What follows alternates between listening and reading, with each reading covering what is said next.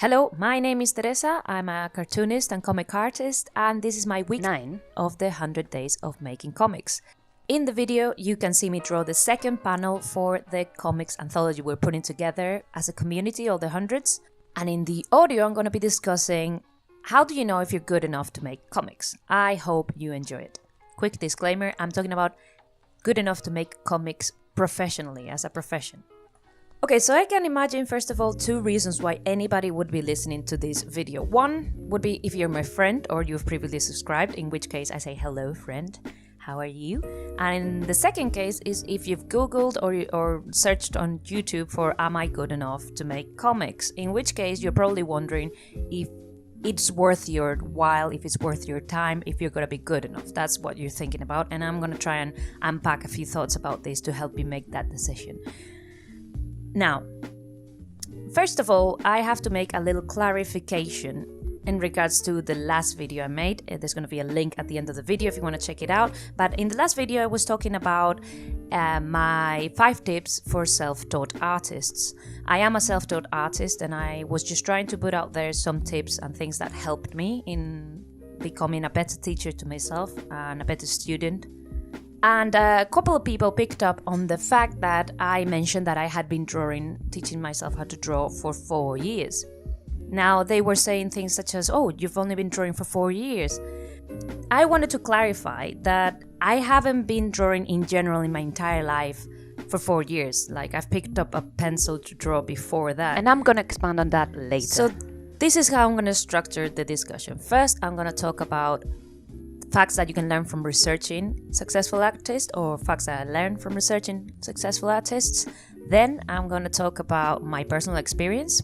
And finally, I'm going to talk about one concept that could help you make this decision. So let's get started with what I learned from research. 4 years ago, when I was considering whether to go back into drawing this time with the intent of learning and doing it well, or doing it to the best of my ability, and I was asking this question, like, am I good enough? Is it worth my time? Because I didn't want to be just making the wrong decision and wasting my time.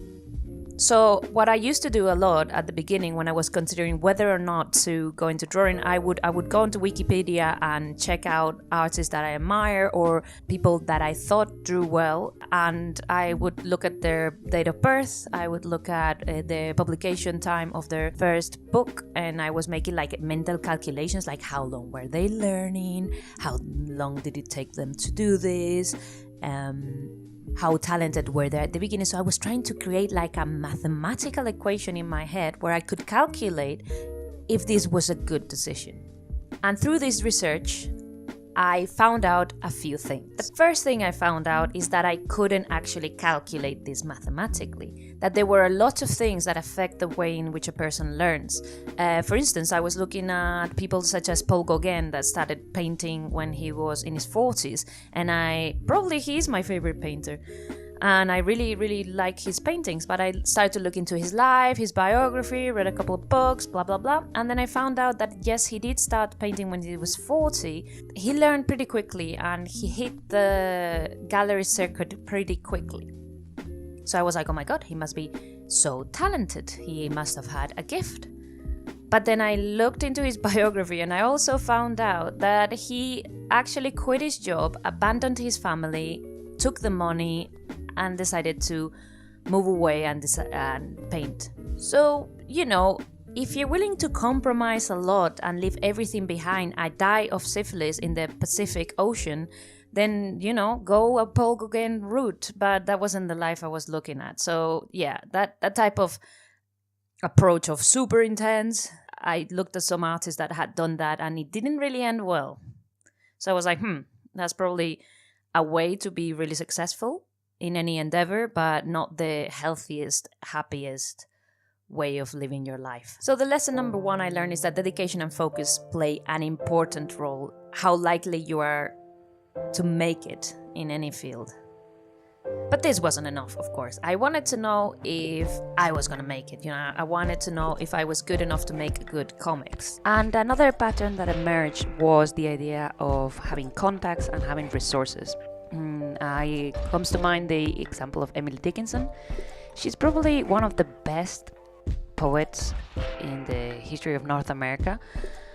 And when I was researching her, I found out that she had received the same education as a man would have in her time. And on top of that, she had the permission and the ability to stay in her room and write all day. This links also with Virginia Woolf, that wrote the essay A Room of My Own, or A Room of Her Own. I can't remember exactly the title, but she goes about this idea that all a woman needs, and this is extended to anyone, all a person needs to really succeed in literature is to have a space of their own where they can write without interruption. And the other one here is contacts. So what comes to mind is the example of Herman Melville, the author of Moby Dick.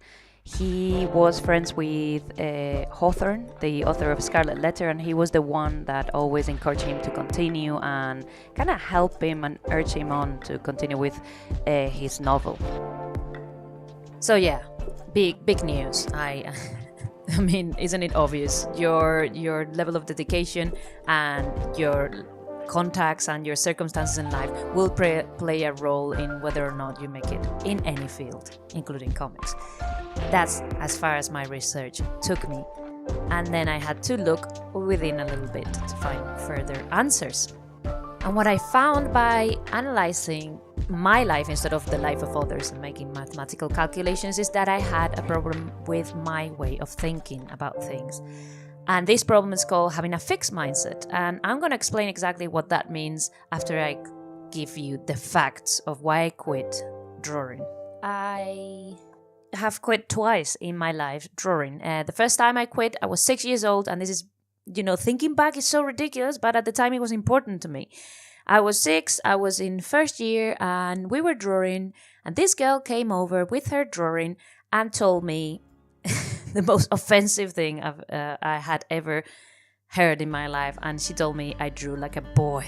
And I was like, I don't want to be a boy, I'm a girl. Bear in mind, there was a sexist undertone in the way she said it, and I understood exactly what she meant. She meant that I drew ugly things. So the first reason I quit drawing was because external judgment, like people telling me I was bad at it. The second time I quit drawing was when I was 25. I had been drawing again, I picked it up again, I made like this decision of I'm gonna buy pencils, and I went downstairs and bought some pencils and some paper and started drawing when I was 17. I picked it up again from the time I was 6, because all throughout my childhood I wanted to draw. I really wanted to draw, but I was too scared of making ugly things. Like, I'm not good at this, I'm making ugly things, therefore I shouldn't be doing it. It's humiliating to make ugly things. And yeah, so I picked it up again at 17 because I had reached that moment in my life where I was confident enough to say, I do this, even if I do it bad. But I still had it in my head that I was bad at it. And mind you, I was bad. Bear in mind, I had the drawing level of a 6-year-old, because that's when I had stopped. So I was a 17-year-old drawing like a 6-year-old. It was absolutely humiliating. But I told myself, it's fine, you enjoy it, this is something you want to do, just get on with it. And little by little I did get better. Fast forward to when I was 25, which is the second time I quit in my life. I had seen how just drawing had made a difference, how I had a natural progression. So if I were to show you the drawings I made when I was 17, you would be shocked and appalled, because it's exactly the level that a 6-year-old has. Because that's when I stopped drawing. That's all I knew. I never took art in school. I never drew. So that's what I had. And when I was 25, the thing changed a little bit. When I was 25, I had this expectation that I was now an adult and I had to do adult things. And drawing comics and cartoons without being paid for it is not an adult thing to do, is it? So I felt I was, and this is the second thing that stopped me, too old to be playing around with comics and cartoons. So I quit, I got a job, and I forgot about it. Or so I thought. So here's the lesson from my personal experience. There's no getting away from it, that's the lesson. I tried, because I was bad at it, I tried to stop myself from wanting to do it. I tried to forget about it. I gave myself all the reasons in the world not to do it. But at the end of the day, I just want to do it. And there's nothing I can do to stop myself from wanting to do it. I don't know where this desire comes from. And I don't know if there's a way of getting rid of it. But I think it's easier if you really desire something to just do it. And forget about what's acceptable, and forget about expectations for yourself and from others. I mean, you're not hurting anybody, are you? Just, make your comics. Don't abandon your family, please, and don't go around having sex with teenagers in the Pacific Islands and get syphilis and die, please. But do find time to make comics and stop stopping yourself from doing what comes natural, which is, you want to make comics. Make them, please. And share them if you're feeling strong. If you're in a strong place, share them, put them in the internet, create scenes, give them around. Start making those connections that I was talking about. Bear in mind, when I put out my first comic, I was in Comic-Con here in Madrid, and I printed a scene with a group of people, and I was giving it out for free, like, hey, have my scene, it's for free, it has comics. There was this guy that read it, and he came back to me, and he put his hand on my shoulder, and I was like, you're touching me. And he said to me, like, you look like a really nice person, so I'm saying this to help you. Your comics are rubbish, you should stop making comics. And I was like, thanks a bunch. Like, what do you say to that? So there are people that are gonna stop you from believing in yourself and from believing that you should be doing this.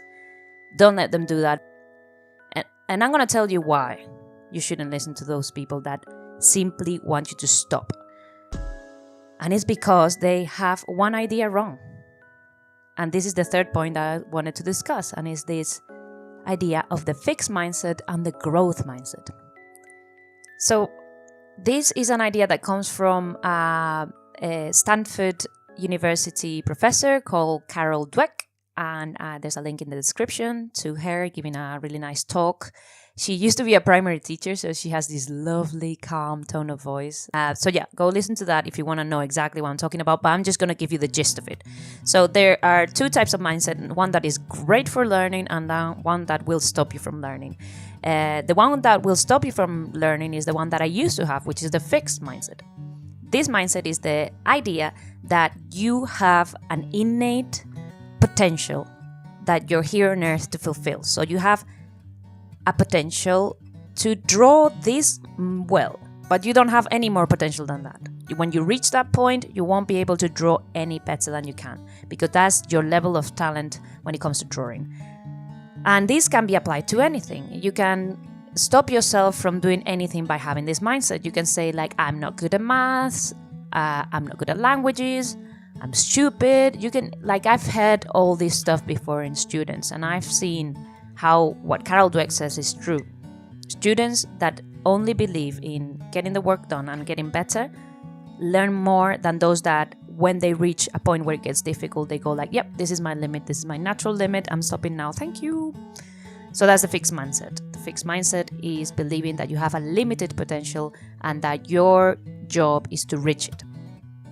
Now, on the other hand, we have the growth mindset, which is the belief that you can continuously get better. And it doesn't matter how old you are, how good you are when you start, you have always got the potential to improve day by day. So if you keep working, you will get better. Now, what does this mean in terms of making comics? I used to think that because I was making bad comics, that meant that was my potential, that my potential was to make bad comics, and I was always going to make bad comics. But that's silly.